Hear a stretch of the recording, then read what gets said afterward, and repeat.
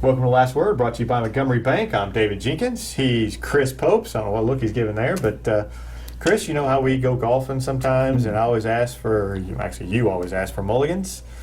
I don't ask for mulligans. Yes. I'm asking for a mulligan. Yes, and your mulligan is? The Rams making the playoffs. The brittle Sam Bradford kind of has crushed the Rams' hopes once again. Yeah, and it was bleak to start off with, even with him as a starter, but, hey, we'll just try to hold on, get some wins, and move on, and it's time to move on. It was a couple seasons ago, in my opinion, but... Cut him today, please. Do not ever let anybody wear that number 8 again, please. Just retire his number for being awful. But speaking of mulligans, they have those in the Hall of Fame, but hey, Hall of Shame, maybe official Hall of Fames.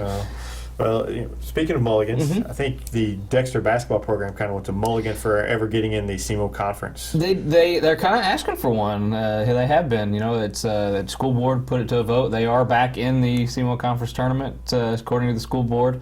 After a charge them $500. After a hiatus from last year of getting out of the SEMO conference, that was kind of a stir. There's causing another stir about their Dexter, the actual teams wanting out of the SEMO conference tournament, not out of the conference, just out of the tournament.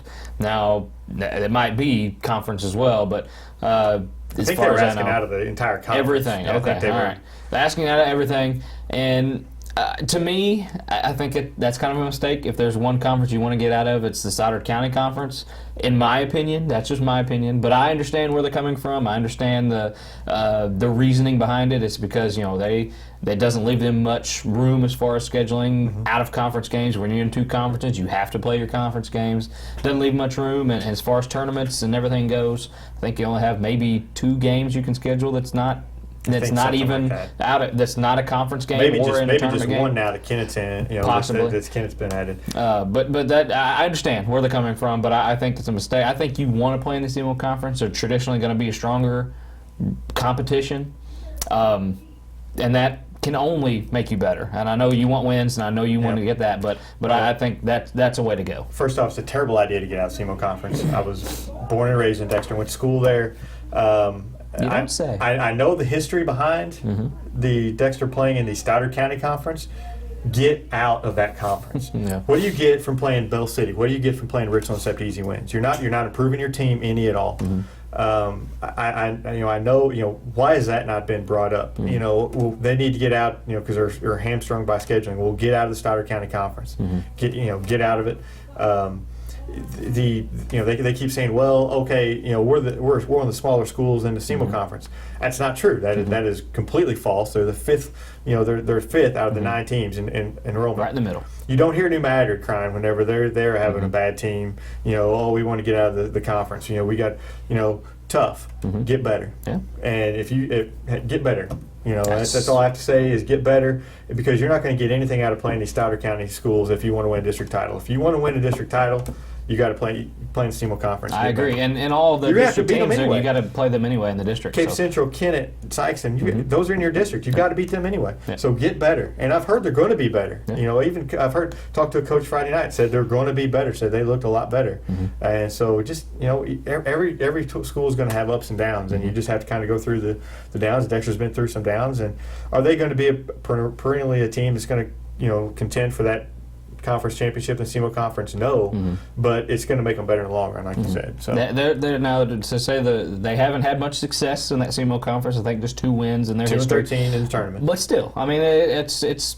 I mean, you can't tell me it doesn't make them better in district time. Yeah. And then they've had some competitive teams in district time. Yes, the last couple of years they've been down. I mean, there's no way everybody around that. Does. But everybody does. It's everything goes in cycles, and they've been down. But I know that Coach Dowdy wants wins, to start off, because there's a lot of pressure on him at Dexter. There's a lot of pressure on everybody, but hey, they had coaches go 24-2 and 21-5 and stuff like that, and didn't win district titles, and the fans were hard on them. They got rid of a coach a year removed from a Final Four appearance, or tried to force one out. It's not all about wins and losses there, and it's I think you just got to you got to get better. Building a program, and I think getting out of the SEMO conference is not the way to start. No, building and I know there's a program. lot of history in that Stoddard County Conference, but I think you got to get out of it, and just those other teams would love that. You can still play Bernie, you can still play Bloomfield, some rivals, but everything. But there's no reason to play Woodland, Bell City, or Richland, or especially when Richland's down. There's no reason to play those schools anymore. That's you're not getting anything out of it, and you're the big kid on the block there. I mean, so I think we should just get out and. Let's get out of this conversation. Talk about some football. Let's do it. It's football. Finally, we had some football. Yes. I had to see a rough game. Charleston took it on the chin against Sykeston. It's rough. I know they're young, so yeah. It was rough. It was avalanche, as they say on their headline. Avalanche. It was an avalanche. It was kind of for them. It just kept building. But snowball. There were some good games though Friday night. There were one that was the score wasn't really indicative, but of that. But I think Kelly just getting out, and that was a big story from Friday. Just Kelly getting out and actually just playing in a varsity game. That was big for them, and kind of sentimental with them bringing out the jersey of Caden Robert. With him, that was awesome to see, and the fans were into it. The fans, they don't know how to be football fans yet. They was real quiet. Everybody didn't really know what to do. They scored, and gotta be rowdy on Friday nights. The other side of East Prairie, they're starting fights over there. That's what I want to see. I want to see some passion. I want to see some passion. People go to jail for doing that, so maybe not quite that rowdy. But still, you want to hoot and holler, and they know how to. Their first game, I'll give them a pass. First game, they know how to do it. But as far as Kelly on the field. They look good. I mean, for a first game, they look good. They struggled to score a little bit. They did, and that's to be expected for any team in first game. You're going to have some turnovers. You're going to have some kind of bonehead plays, but that's something that they're going to wrap up. That's something that they're going to clear up and get better at, and they have the tools to get better. They're not going to go winless by any means. They're going to get a few wins.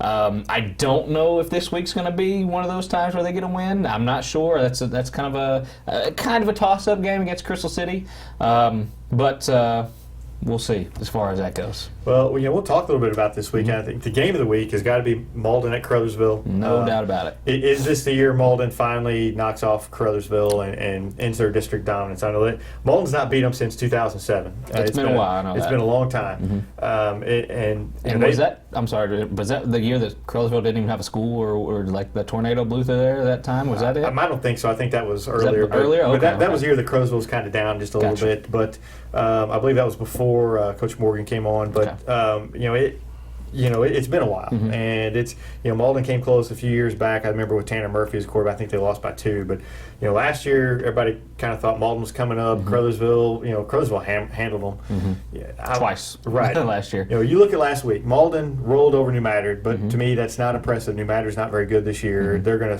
struggle to still get gave up 26 points, I think. Right, still gave, especially on special teams, which Crothersville's going to have some speed on a special team, so that could cause them some problems. Crothersville lost to Liberty, Mountain View, Liberty, however you say that. It doesn't matter. They handle Crothersville That's each and every year. Different league when you're talking about that.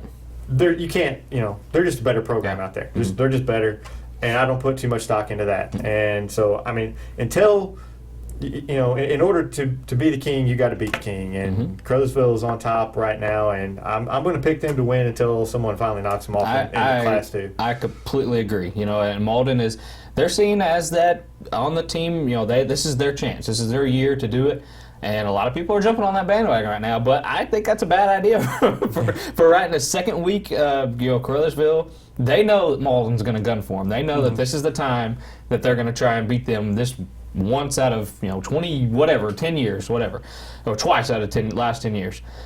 Crothersville, they're not they're not done. They're not just some scrap team they're putting together. And I know that they have a new coach and a lot of newness, a lot of new players at different positions, but the cupboard is never bare at Crothersville. They're a program, not they're not in any kind of rebuilding mode whatsoever. I still think Crothersville wins this game.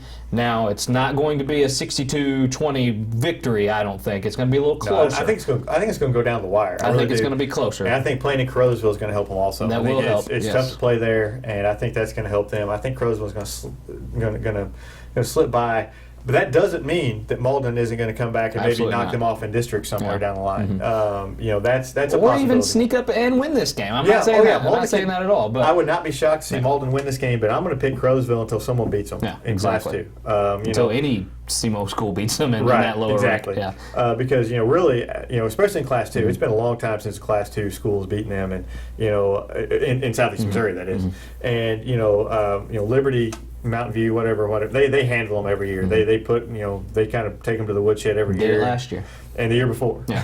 So Crowsville, and each year Crowsville's came back and handled Malden. So until that changes, I'm gonna take Crowsville, but I expect it to be a close game. No doubt, it's going to be our game of the week so far as that goes. It's going to be a close one.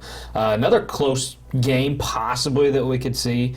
We got a few of the northern teams. Cape Central going against St. Charles West. We got Jackson going against Vianney. Those are some interesting matchups. I know that there's a top 10 matchup with Cape Central and St. Charles.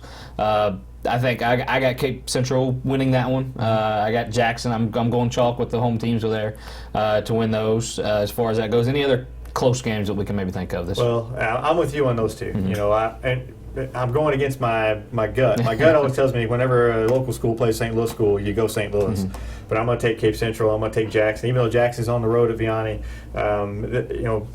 It's going to be close. Yeah. But I think they're going to squeak it out. And Jackson, they got just blistered by them the week 2 game last year, and they came back and beat them 14-0 again in the playoffs. So Vianney lost their hotshot running back from last year, so I think that's going to that's key. But they both have great quarterbacks that are dual threats, and that's that would be a fun game to watch if anybody can get Jackson needs to shore up that defense just a little bit. I was surprised to give up that many points. Cape Central the same way.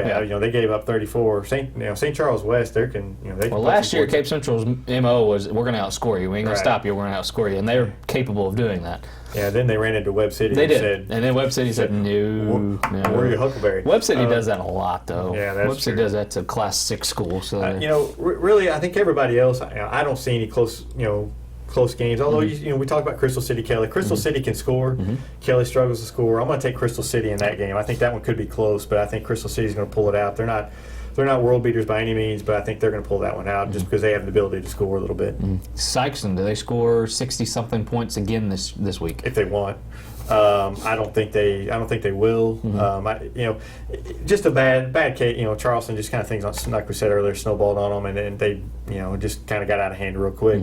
But I'm going to take Sykeston to win huge over New Madrid. I think Scott City gets their first win this year. This for this year. Yeah, I'll agree. It's that's not a Scott City St. Vincent. Scott City. If you remember, Scott City is one of my dark horse teams to kind of make a kind of a comeback. You picked them last week to beat Herculaneum. I did. I picked Herculaneum. Almost. Herculaneum helped me out. So Scott City, thank you for giving that lead up late. This week I'm going for you. You're taking St. Vincent. I picked you, man. I picked Scott City. I picked the Rams. I like it, and I'm going with them this week. Now, if they go 0-2. I'm not picking them. Yeah, I'm not picking them no more. Porsville Chaffee. Porsville is going to absolutely just destroy a Chaffee team that we completely kind of overestimated. And to be honest, Chaffee's going to have a tough season. It's going to be a tough year for them. I think Porsville wins that game. Charleston and Hayti. Now, it's very tough to kind of gauge Charleston's game against Sykeston and then going against Hayti, but Charleston just wasn't. Like you said, they're young. They're just not there, and I'm going to go Hayti. Clark's a heck of a back. I'm going to go, and now he's a difference maker. He's somebody that can carry that Charleston team to a few wins. I don't think this is going to be one of them, though. I was real impressed with Hayti hanging with Thayer, and I thought they played really well. Their defense played very, very well. Even had an interception return for a touchdown. I'm going to go with Hayti. I think their defense is just a little bit better. They're going to have the speed where they can kind of contain them. I think Hayti wins that game. Poplar Bluff at Dexter. This is another kind of. I was very, very interested to see Dexter hang on against St. John like they did. Still taking Poplar Bluff though. That just a size difference. Bigger, faster, stronger. Poplar Bluff. Dexter, they're still not. They're still not up there. One of the top teams in the area. So I'm taking Poplar Bluff. Grandview, East Prairie. East Prairie. Their only win last year came against Grandview. Grandview's just kind of a perennial stepping stone for our teams, even our bad teams around here. I'm taking East Prairie. They're much improved. East Prairie goes to 2-0. You don't hear that a whole lot. East Prairie 2-0. That's the start to a good season. You get some wins early. That can kind of roll for later on in the year. That's happened since 2000. It's been a while. Oh man, it's been a while. Speaking of teams that could be 2-0, Kennett could be 2-0. Kennett now they're playing Confluence Prep. They have some. I want to say their quarterback went out with an injury. I'm not sure as far as the seriousness of that. Now, if he's not there, they might struggle. I don't think so. Kennett. I'm taking Kennett. I'm taking Kennett whether they have the quarterback or not. Confluence Prep, first varsity game for them, or I guess it'd be second varsity game for them. But their first varsity season, Kennett's going to win that game. Kennett's got a lot of athletes to put out there. Kennett's schedule will toughen up here soon, but they're going to be 2-0 too, and that's going to be a good start for them. I was surprised with their win against Fredericktown last week. I really was. It kind of surprised me. I thought that one could go either way, and Fredericktown, isn't what they have been in the past. Kennett is obviously better, so Kennett's making the right strides. Yeah. So that's it. That's it for this week. We will see you guys next week on The Last Word. Make sure to look at our picks, media picks, and do that. Jinx beat me this week. That's okay. I'm coming back. I think we're pretty much even here, so I don't really think I'm gonna gain any ground. But it's a long season. It's a very long season. Very long. Yeah. So I can win by a few games. We'll see you next week on The Last Word.